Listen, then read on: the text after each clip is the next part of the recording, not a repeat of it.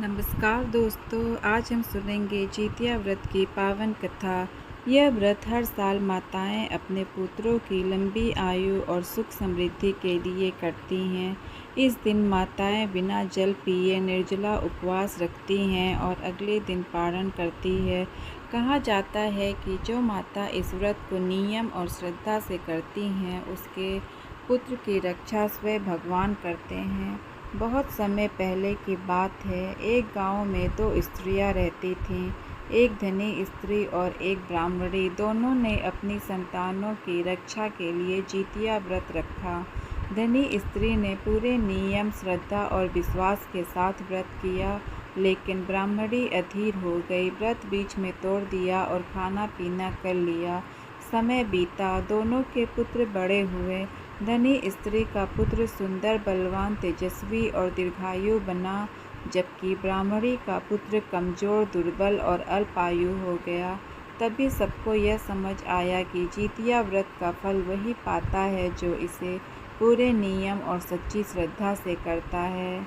एक बार की बात है, गंधर्वराज जीमूतवाहन बड़े दानी और धर्मनिष्ठ राजा थे। वे सदैव दूसरों की भलाई में लगे रहते। एक दिन उन्होंने देखा कि एक नाग माता अपने छोटे से पुत्र को लेकर अत्यधिक दुखी होकर रो रही हैं। उन्होंने पूछा, माता, आप इतनी व्याकुल क्यों हैं? नाग माता बोली, हर दिन गरुड़ देवता हमारे कुल से एक नाग को भोजन के लिए ले जाते हैं। आज मेरे पुत्र की बारी है, अब मैं उसे कैसे बचाऊं? जीमूतवाहन को यह सुनकर करुणा आ गई। उन्होंने नाग माता को ढांढस बंधाया और कहा, माता, आप चिंता न करें, आज आपके पुत्र की जगह मैं स्वयं गरुड़ के सामने जाऊंगा। इतना कहकर वे स्वयं गरुड़ के आगे प्रस्तुत हो गए। गरुड़ ने देखा तो चकित रह गए। तुम नाग नहीं हो, फिर अपनी जान क्यों दांव पर लगा रहे हो?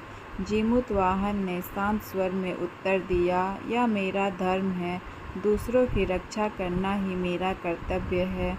गरुड़ उनकी त्याग भावना और धर्मनिष्ठा से अत्यंत प्रसन्न हुए और उन्होंने प्रतिज्ञा की कि अब वे कभी किसी नाग का वध नहीं करेंगे। उस दिन से माना जाता है कि जितिया व्रत का आरंभ हुआ ताकि माता पिता अपनी संतान की रक्षा और लंबी आयु के लिए इसे कर सकें। माता जब पूरे विश्वास और नियम पूर्वक यह व्रत करती हैं तो संतान की रक्षा होती है, पुत्र को लंबी आयु और अच्छा स्वास्थ्य मिलता है और घर परिवार में सुख समृद्धि बनी रहती है। अंत में